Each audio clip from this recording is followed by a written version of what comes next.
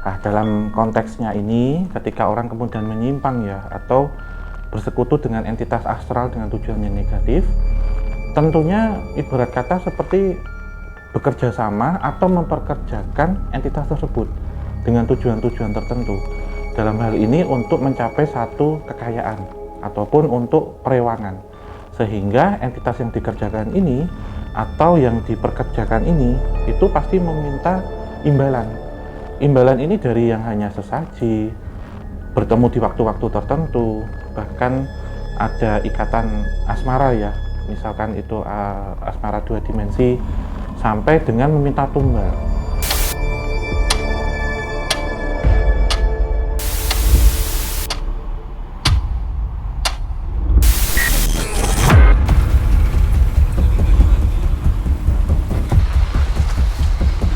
Saat kita membicarakan tentang pesugihan, pasti akan tertuju ataupun terpikir tentang satu daerah. Jadi di besaran Gunung Kawi ini identik dengan isu pesugihan.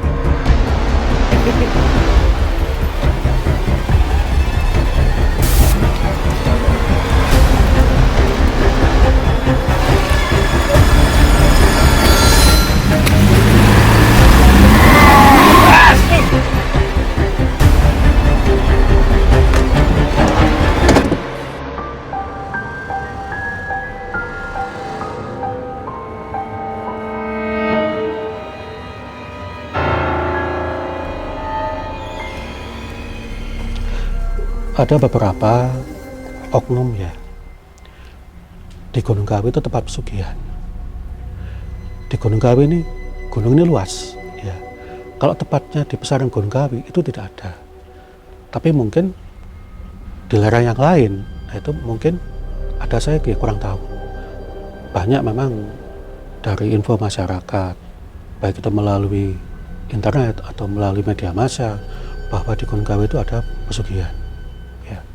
Cuman yang khusus besaran Gunung Kawi itu tidak ada. Kalau di lain tempat, nah itu saya juga kurang tahu.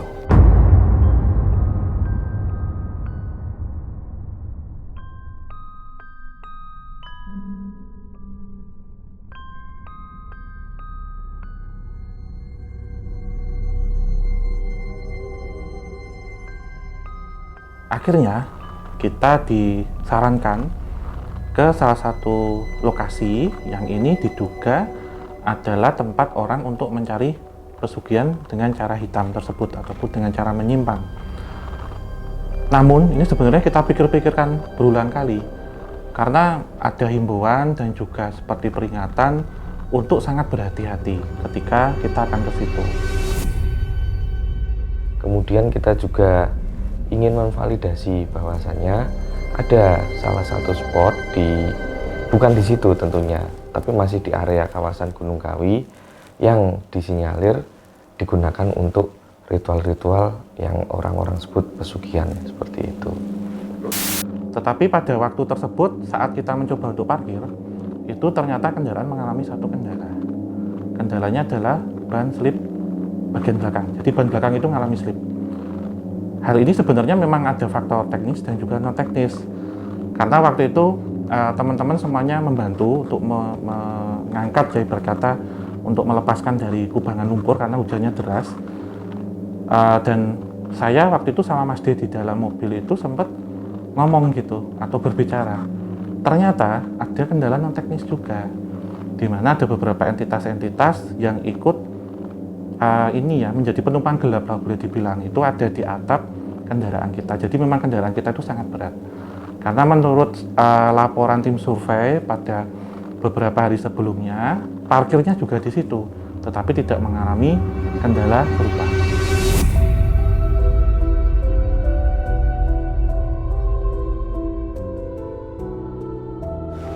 Dalam perjalanan ke lokasi yang sudah kita tentukan ya, ini kita mengalami banyak gangguan yang cukup berat itu ada di alat transportasi atau kendaraan.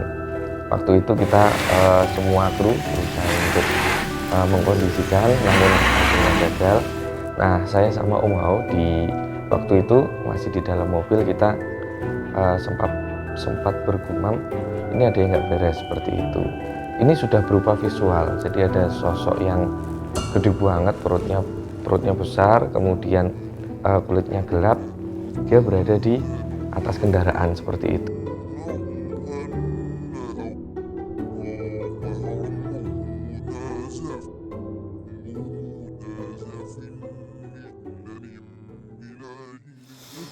Kemudian setelah kita persiapan, pada awalnya kita meminta bantuan warga kembali untuk mengantarkan kita. Namun karena merasa tempat ini itu gawat ya, kalau orang bilang sekitar itu, beliau lebih baik menunggu di luar. Ini kita mau sampai satu titik sih Mas, yang dari tadi itu udah manggil. Wih. Dan ini juga sewaktu semalam saya tidur, bermimpi kayaknya sudah dejavu ada di sini. Oh gitu? Iya, yang Mas dirasain dulu apa sembari saya download ya? Jadi gini Om, kalau kata orang Jawa zaman dulu, di hutan itu kan tempat semua jenis makhluk astral itu bermukim seperti itu.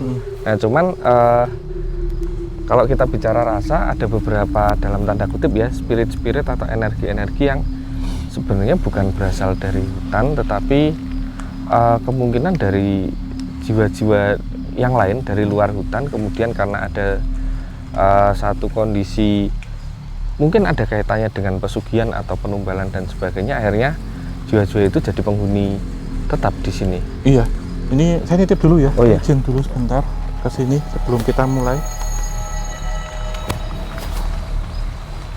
Benar ya teman-teman, ini ada proses perizinan seperti biasa.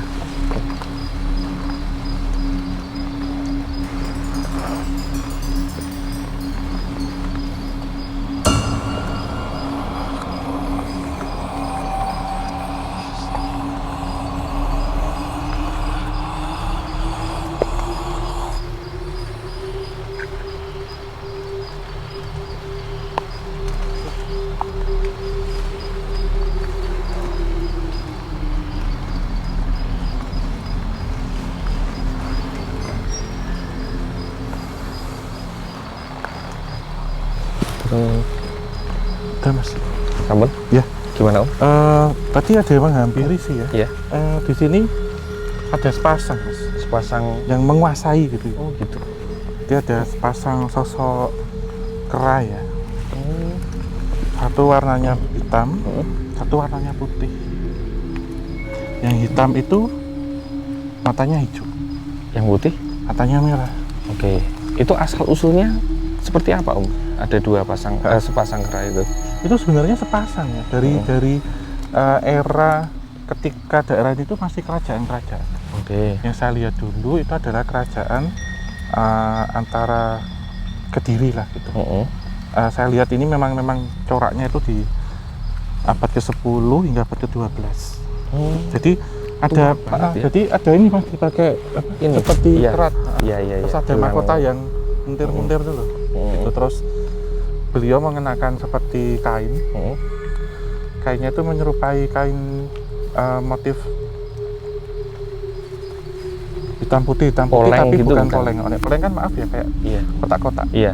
Ini kayak lurus-lurus kayak garis-garis Iya. gitu. Ada satu cerita ya. Ini ternyata satu pasang. Yang putih itu yang betina, yang hitam itu yang jantan. Jadi kayak lutung. Mereka sepasang ini ya dulu di era itu adalah prajurit sebenarnya. Oke. Yang sudah lama sekali mendambakan apa? Kita agak jalan sini. Dibukakan gini aja biar kelihatan. Ini GAD nih, gerbang antar dimensi ya Sobat Sopi. Jadi Real ya. jadi seperti tadi itu saya ini nggak mediumisasi, tetapi seperti astral projection yang parsial. Jadi badan saya nggak dibawa ke sana jauh gitu, Mas, ke ratusan tahun yang lalu.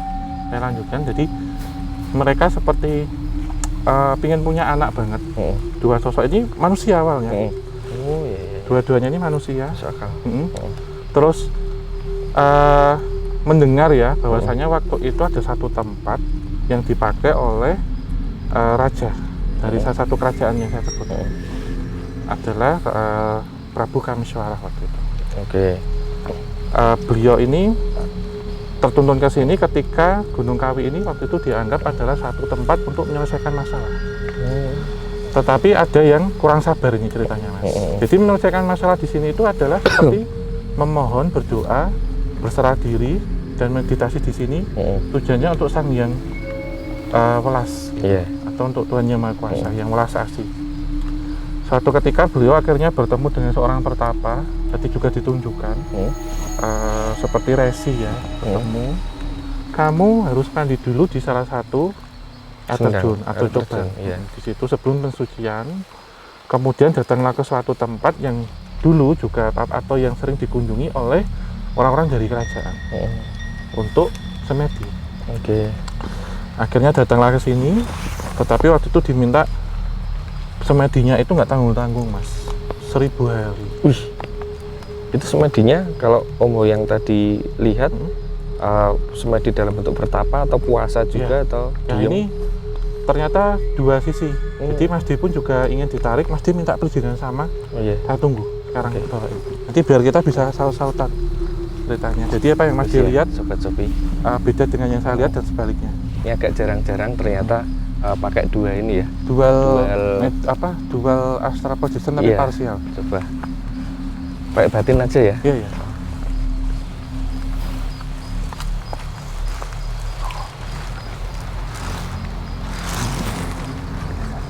Di tengah hutan ada salah satu spot, ada pohon ya seperti itu.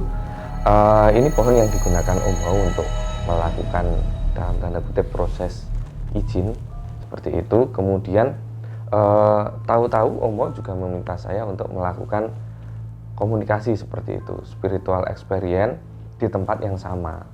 Nah, hal itu sebenarnya jarang sekali saya lakukan. Itu pun saya lakukan atas permintaan Om Hao karena rasa saya mengatakan ini penting seperti itu. Kemudian saya mencoba melakukan sebisanya, berkomunikasi dengan alam yang ada di sekitar situ. Saya harus mengatakan ini tidak bisa dilakukan oleh semua orang, apalagi tanpa pendampingan. Di situ saya berani melakukan eksperimen itu karena memang ada pendampingan langsung dari Om Hao yang ada di dekat saya banget pada waktu itu. Saya melihat ini ketika tadi Om Hao ceritakan tentang sepasang tutung seperti itu ya. Saya melihat ini masih wujudnya manusia. Iya, sama. Saya juga manusia pakai baju kolosal. Pakai baju kolosal seperti itu. Ada yang laki-laki, ada yang perempuan. Kemudian saya melihat dia bawa perbekalan yang masih dibungkus pakai kain, digendong seperti ini. Ini sebenarnya yang saya rasakan kalau kita bicara rasa, ini pasangan yang sebenarnya harmonis sih Om. Kemudian tidak banyak masalah dan sebagainya. Cuman memang sampai pada waktu itu belum dikaruniai omongan, padahal pada zamannya, pada eranya saya kayak merasa memiliki momongan itu suatu kebahagiaan yang apa ya, yang kalau sekarang mungkin bisa punya segalanya seperti itu. Terutama untuk laki-laki itu kan membuktikan seperti kejantanannya. Dan perempuan itu membuktikan secara dia bisa ngasih keturunan apa tidak. Iya, ini ya kayak mungkin salah satu kebanggaan ya. Iya, itu. Salah satu dewa yang dipuja kan kayak Dewi Sri, Dewi Kesuburan dan sebagainya, termasuk kesuburan dalam menghasilkan keturunan. Iya, benar. Dan beliau ini juga secara postur nggak tinggi-tinggi banget sih, Mas. mungkin 155 yang perempuan ya, yang laki-laki 160-an Iya. gitu, pendek maaf ya. Jadi itu tapi kekar gitu karena beliau kan ada di kerajaan Militer. Nah, akhirnya singkat cerita menemukan batu tersebut. Tetapi di 100 hari pertama itu bisa hening gitu. Oke. Hening dalam hati ini ternyata begini Mas, selama 100 hari, selama 1000 hari itu tidak 1000 hari langsung di sini. Jadi mereka setiap 3 kali putaran weton kalau sekarang ya 105 hari itu mereka pulang. Dan di situ seperti ini ya usahanya. Itu jadi maaf ya melakukan satu hubungan suami istri yang sakral. Ditunggu kemudian kembali ke sini lagi. Singkat cerita sampai ini di hari yang ke-997 yang saya lihat. Tinggal 3 hari lagi ya. Nah ternyata di hari terakhir ini ujiannya semakin berat dan bahkan sudah tertidur. Jadi waktu itu kalau saya melihat bentuknya hampir mirip seperti ini sih Mas Dik. Oh ini ya, pelik aja ya ini ya Om. Ya. Tapi nanti juga ada ceritanya di sini Mas Dik. Yang ini gambaran saja. Jadi yang perempuan itu duduknya yang batu lebih kecil, yang laki-laki yang lebih tinggi. Jadi bersilah di sini menghadap ke sana. Kemudian di sini ada persis ada seperti pohon kecil gitu, kemudian ada sesaji. Ini mungkin Mas Dik bisa menyertakan sesajinya yang tadi bunga yang kita bawa. Iya, nanti ditaruh sini aja di. Ntar saya ambil dulu. Sembari saya cerita ya. Di hari-hari terakhir itu yang semula dimulainya ya ritualnya itu ketika jam 8 malam kurang lebih sampai menjelang subuh. Di hari-hari terakhir masuki jam-jam seperti sekarang ya. Ini jika kita lihat sekarang jam 1:30 pagi itu tertidur. Dalam tidurnya ini yang duduk di sini yang perempuan waktu itu seperti mendapatkan satu mimpi didatangi ular tapi berkepala banyak. Saya lihat berkepala 5 gitu. Jadi menyerupai ular kobra, kepalanya itu ada 5. Dalam hal ini ada satu bisikan yang apa yang sudah dilakukan itu sudah tidak berhasil, sudah gagal. Carilah satu cara yang cepat. Ini Mas Dik. Saya putus dulu ya ini tadi. Ini sudah ada koreknya.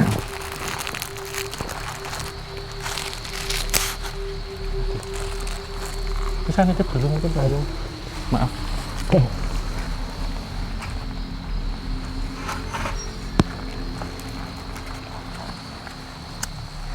Nah, ini tadi sampai mimpi Mas Dik. Ya. Mimpi didatangi ular berkepala 5 sewaktu di hari terakhir. Ini Mas Dik yang cerita. Dalam mimpinya ini ibarat kata apa yang sudah dilakukan tirakatnya itu nggak ada hasilnya, tafakurnya. Karena saya ini merasakan minta apa itu Mas? Ujiannya itu nggak langsung tiba-tiba berat Om. Jadi kayak level gitu loh, level 1, level 2 sampai ibaratnya kalau main game itu sampai ketemu bosnya. Nah di akhir-akhir pas mau lawan raja, mau ketemu bosnya itu dia nggak bisa berhasil seperti itu. Dan yang ini yang saya rasakan yang ular berkepala 3 itu memang 5 ya. Manifestasi dari ujian terberatnya itu. Iya. Dalam ini kemudian langsung terbangun, tersadar dua-duanya. Akhirnya yang perempuan ini sudah ibarat kata wes lah nggak punya gini nggak apa-apa, ibarat kata ya sudah gitu, maksudnya kalau kita mau berpisah yang berpisah, tapi yang laki-lakinya akhirnya terjadi satu cekcok. Dari hal ini karena merasa diyakinkan gini diyakinkan di ini, akhirnya mereka mencari seperti relung Mas, relung seperti gua kecil ya. Di situ akhirnya masuk seperti satu entitas yang mengarahkan mereka. Singkat cerita terjadi hubungan badan di situ. Terus mereka kembali ke Daton ya, ke istana, ke ini. Dalam mimpi yang setelah hari berikutnya pun masuk. Ketika nanti kamu punya anak, kamu akan punya anak gitu. Tetapi suatu ketika anak ini akan menjadi anak yang larang, anak yang mahal. Jadi kamu harus mencarikan penawarnya. yaitu anak-anak yang ada yang lain sebagai tumbal. Iya. Gitu. Agar anakmu ini nanti terlahir dan sehat. Akhirnya lahirlah anak yang ganteng, putih, kemudian lincah dan cerdas. Itu. Ini ada sesuatu yang salah sih saya rasa Om. Jadi ketika tadi beliau berdua bertirakat menempuh jalan yang yang memang penuh hambatan rintangan, tapi itu jalan yang lebih bagus, jalan yang putih lah istilahnya. Nah kemudian ketika itu gagal, semacam kayak ada alternatif gitu, ditawarkan opsi bisikannya. Ya, tapi entah disadari atau tidak, ini sesuatu yang tidak semestinya seperti itu atau hitam. Iya, dari hal ini kemudian mereka sampai anak ini ya besar 5 tahun itu, keluarga ini berkata anak ini bawa hoki, Mas. Tapi kayaknya ini minta syarat itu. Iya, bawa hoki sampai di usia ke-5 tahun itu kemudian anak ini sakit demam. Kemudian dalam demamnya itu mengigau untuk datang ke tempat ini lagi, dan ketika itu orang tuanya kemudian melakukan meditasi di rumah dan berjumpa dengan entitas tersebut. Yang ibarat kata ketika kamu sudah berhasil ini tidak boleh melupakan di mana tempat kamu. Dan ini saatnya kamu kan berkata nggak mau kehilangan anak ini, carilah penggantinya, nyawa untuk kemudian yang saya lihat karena mereka ini juga ibarat kata waktu itu salah satu orang yang berpengaruh ya, dan juga memiliki jabatan dan tentunya harta yang berlimpah, akhirnya mencari anak-anak lain untuk ditumbalkan gitu. Nah, dari sini mulai nggak beres Om. Ya, dari situ kemudian gini-gini, kemudian singkat cerita ini kita di situ, Mas. Sorry ya, ini saya mau singkat cerita soalnya panjang banget. Mau dipasang dulu nggak? Taruh sini aja, Mas. Oh, gitu aja. Ini ada airnya nih, Mas. Sajinya taruh Ini atas. Jadi sewaktu kita di pesarian itu kita membeli beberapa kembang untuk sajen ataupun bunga untuk sesajian. Yang satu kita pakai untuk ziarah, untuk nyekar. Kemudian yang satunya kita bawa juga untuk sesaji ketika kita masuk. Maksud dari kita memberikan sesaji sebenarnya kita membawakan oleh-oleh ataupun bingkisan terhadap entitas-entitas yang ada di situ. Dalam artian kita sebagai tamu, orang baru, orang luar dan orang asing, jadi kita meminta perizinan agar diberikan keselamatan dan tidak ada gangguan. Dalam hal ini, saya kemudian tidak memutuskan untuk mediumisasi karena saya sangat menghemat energi dan juga konsentrasi. Jadi ini seperti ini, Mas Di. Akhirnya terbujuk oleh rayuan entitas jahat, astral jahat. Kemudian ada seperti pengabdian di situ. Jadi setelah dikasih anak, kemudian juga kamu minta apa jabatan dan pangkat. Kemudian kamu minta apa? Kamu minta harta. Itu termasuk ini nggak sih kayak menjalin ikatan gitu? Iya, kayak rantai setan. Nah akhirnya lahirlah anak kedua. Anak kedua ini perempuan, tapi ternyata mengalami kondisinya seperti itu ya. Kayak ini. Iya, difabel gitu loh. Ya. Kemudian dia bilang kalau kamu punya anak yang pertama, nanti turuti apa dia minta. Tetapi untuk komunikasi ketika kamu datang ke sini, kamu dengan anak kedua atau anak ketiga. Ini lahir lagi Mas anak yang ketiga. Anak ketiga pun sama juga. Jadi yang normal itu anak pertama saja. Yang dua ini mengalami itu. Dan anehnya, ketika tidak diajak datang ke hutan ini Sobat Sophie, dua ini kemudian tiba-tiba menjadi seseorang yang normal atau tidak mengalami kelainan tersebut. Gak wajar ya, normalnya ketika diajak ke sini, diajak ke hutan aja, nanti dan pulang ke rumah kembali lagi. Seperti ini Mas, ketika dibawa itu dia maaf ya jalannya kayak keras, jadi gini itu jalannya gini kayak misal ya kayak misal gini datang gini terus sampai sini normal ya. Ketika si anak itu duduk ya di batu itu dia tiba-tiba kayak berwibawa itu gini. Nah ternyata ini jadi gerbang komunikasi. Bisa tetapi gitu ya? Tetapi kemudian ya ketika anak yang laki-laki yang pertama masuk usia 25 tahun, adiknya 20 dan 15 tahun yang saya lihat, dia mengalami satu kecelakaan yang akhirnya merenggut nyawanya dan meninggal. Ternyata waktunya itu diberikan setengah kali dari usia si bapaknya, 15 tahun. Oke, 25 tahun gitu. Sampai kemudian mengalami banyak kejadian-kejadian janggal pada waktu itu, kemudian meninggal semuanya, mengalami kematian yang tragis. Ini secara keseluruhan ternyata itu berubah dalam perjanjiannya itu begini. Ketika nanti kamu menjadi adikku, kamu harus mau menjadi pijakan.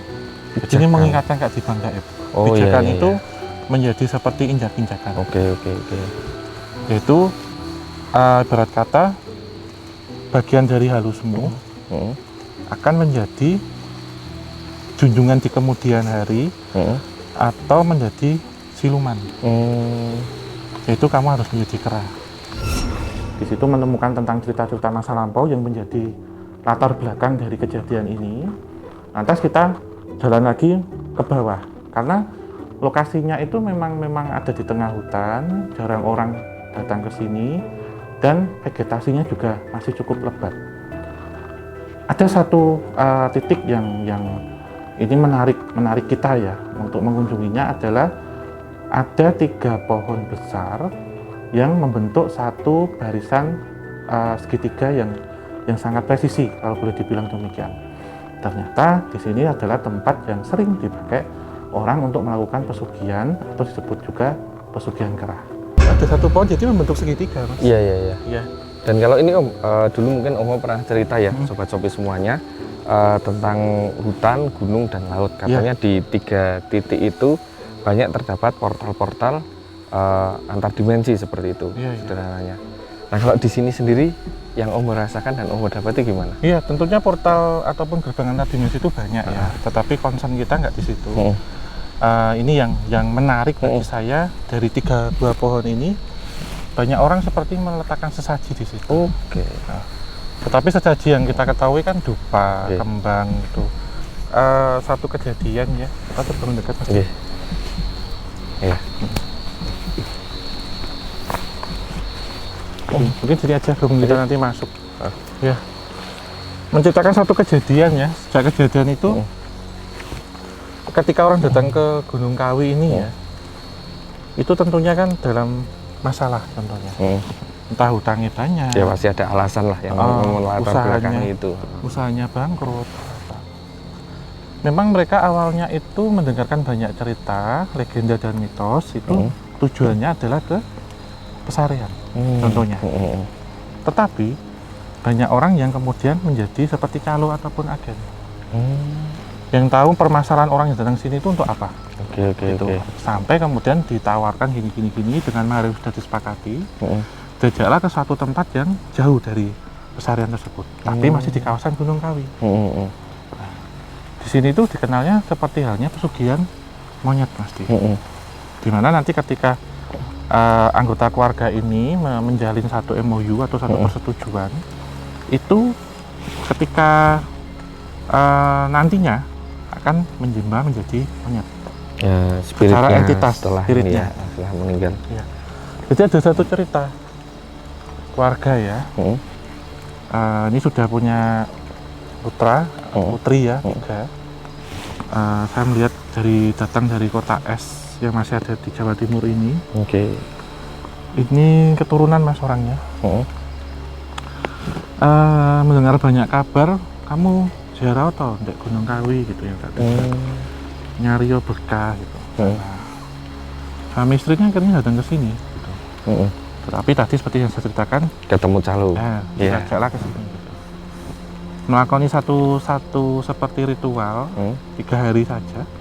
Kemudian diminta nanti ketika kamu sudah melakukan ini, sediakanlah buah-buahan dan juga bunga-bungaan sama dupayu. Buah-buahannya itu harus ada ini, ada apa? Pisang emas. Di situ. Dan nanti kamu yang dapat apa pertama, mimpi apa yang pertama, kamu nyarilah syarat lagi buat tempat usaha. Tapi sediakanlah 1 kamar. Nah, ketika ini ternyata berhasil menyediakan 1 kamar, terus dia melihat dalam bayangannya itu anak kesayangannya yang akan menjadi tumbal. Nah, ketika itu datang ke sini lagi, Mas. Saya melihat ini di satu rumah ya, mungkin praktisinya atau oknumnya. Belilah ayam hitam, ayam putih. Idenya Mas dilihat apa? Dijadikan kayak ubur rampe ritual gitu, tumpeng. dipotong iya. Nah, dalam pemasakannya ini kan penyembelih. Ayam yang disembelih itu memang ayam ini ya, ayam beneran. Tetapi waktu dipotong kok kayak ini sakit gitu. Kayak ngeling gitu ya. Ternyata berubah menjadi anaknya.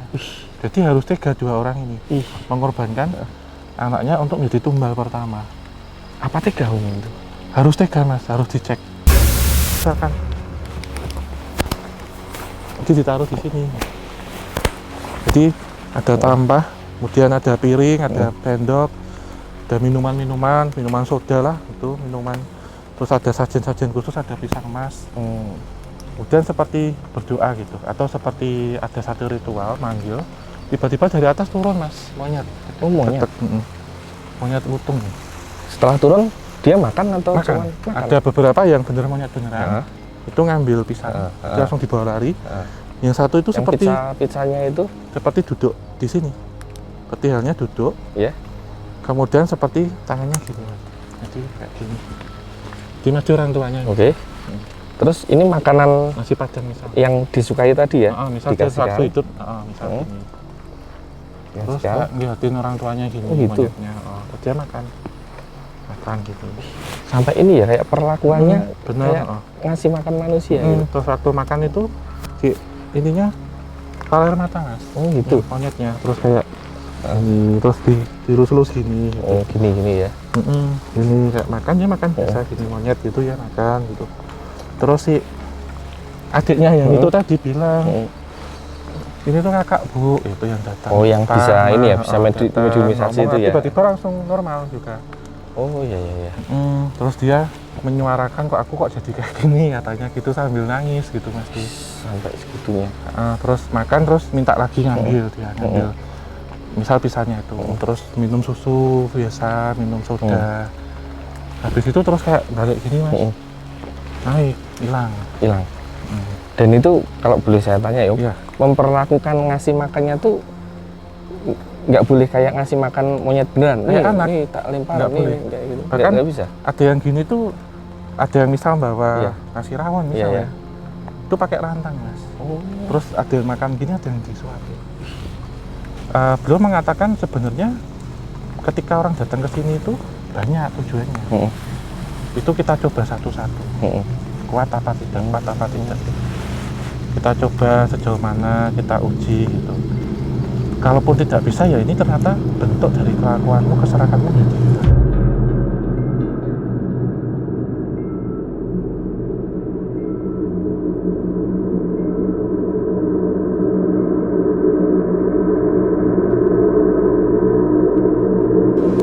Dan ini saya sedikit pesan ya dari beliau yang mengawal kita dalam kesempatan kali ini. Nanti Mas D yang terakhir, saya ini nutup cerita. Mas D nanti cerita setelah saya. Jadi sebenarnya memberikan satu pesan ya. Ibarat kata beberapa tempat itu tidak mungkin gitu ketika seperti tadi di Pesarian itu kan tempat leluhur kita. Ibarat kata kalau orang bawa tumbal ke situ, mayat itu banyak, saya terjebakkan itu di situ. Dan tidak kemudian orang membawa orang untuk dibunuh di sini enggak. Jadi entitasnya yang diambil ataupun energinya yang diambil. Beliau pesan, ketika kamu ingin menjadi orang yang sukses secara duniawi atau kaya yang dimaksudkan, kaya itu kan relatif ya Sobat Sofi gitu. Jadi nggak melulu tentang banyak uang, jadi macam-macam. Ini yang untuk pelajaran kita semua dan para Sobat Sofi yang sedang mengikuti kita pada kesempatan kali ini. Jadi kalau seseorang itu ingin kaya, ingin sugih ya, dengan pesugihan itu maksudnya sesuatu yang membuat kaya, itu nggak hanya kita berdoa saja, ataupun nggak hanya kita meminta saja, nuwun saja, tetapi juga harus teliti, hati-hati, giat bekerja, manajemen uang itu seperti apa, tujuannya untuk apa. Itu nanti akan benar-benar menjadi kaya gitu mesti. Bukan berarti yang hanya meminta, bahkan orang yang membawa bunga bahkan itu bertrek-trek gitu ya, bertonton itu kalau dia niatnya nggak baik, niatnya nggak tulus, niatnya nggak nggak bisa bekerja, ya nggak ada gunanya gitu. Oke. Harus tetap bekerja keras, bisa menggunakan uang dengan bijak, harus teliti, harus hati-hati. Tujuanmu untuk apa? Itu kamu insya Allah akan bisa kaya. Tetap ini ya Om, rasional ya Om. Iya. Meskipun ada beberapa orang yang entah itu calo atau Iya. apapun itu menawarkan sesuatu yang seakan menggiurkan, kemudian ini ada efeknya, ada testimoni Iya. dan sebagainya, jangan langsung Iya. jangan langsung percaya. Dan gitu. juga hati-hati ketika datang ya ke tempat-tempat yang dianggap bisa mendatangkan kekayaan. Itu kita memang dikatakan masih benar harus rasional. Ibarat kata kita jangan mudah diminta untuk membeli sesajen dan bayar uang mahal. Iya. Alih-alih ya kita ingin mencari jalan keluar, kita cari pinjaman, ternyata uang ini salah, dimanfaatin orang oknum ataupun calo, atau maaf ya, yang mengaku bisa, kita malah semakin terjerumus dan semakin terjebak, gitu. Jadi ketika kita berdoa, misal ke petilasan leluhur ataupun makam leluhur ya, kita meminta kepada Tuhan Yang Maha Kuasa, berikanlah saya kesempatan yang sama dengan yang dimakamkan di sini oleh Tuhan Yang Maha Kuasa, gitu. Berkata kesuksesannya, keberhasilannya secara duniawi ataupun kekayaannya, gitu. Iya, iya. Kalaupun tergoda itu pasti akan ada, dan tidak menutup kemungkinan pasti ada dimanapun tempat pesugihan itu pasti ada. Salah satunya yang dianggap favorit adalah Gunung Kawi, tetapi kita harus lebih kritisi, kita harus lebih bijak. Tidak semua tempat di Gunung Kawi itu untuk pesugihan. Ya. Gitu. Itu sih Mas De, penutup dari saya mewakili dari beliau yang ada di sini kepada kita dan juga kepada para sobat Sobi. Oke. Alhamdulillah dengan penelusuran ini kita diberikan keselamatan dan juga kelancaran walaupun dalam situasi yang masih turun rintik hujan. Setelah selesai acara, kita kembali ke base camp, boleh dibilang demikian, ataupun seperti satu tempat yang kita pakai untuk berkumpul ya dan menaruh beberapa alat. Namun ada satu hal yang mengagetkan. Ketika waktu itu saya sapa salah satu kru kami yang digunakan untuk driver, yaitu Mas Arya. Ketika saya sapa, saya tepuk di punggungnya itu diam saja, dan kemudian menolehnya dengan raut muka yang datar dan dingin. Lantas kemudian saya ajak untuk menenangkan diri, kemudian untuk duduk dulu.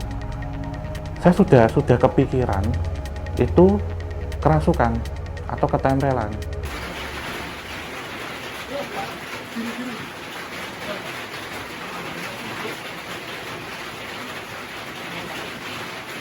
Biasanya Om membereskan seorang diri, cuman saya nggak tahu kenapa pada waktu itu saya dilibatkan.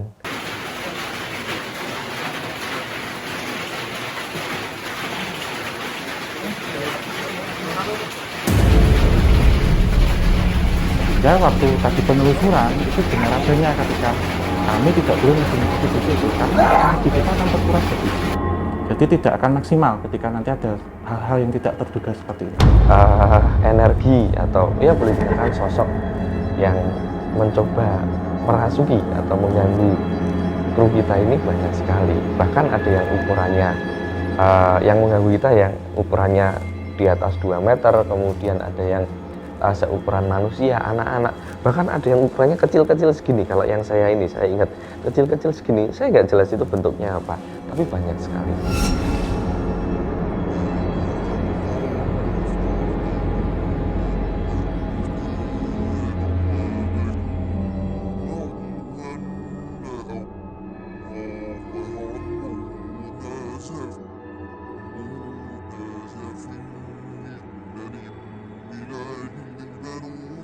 عيسى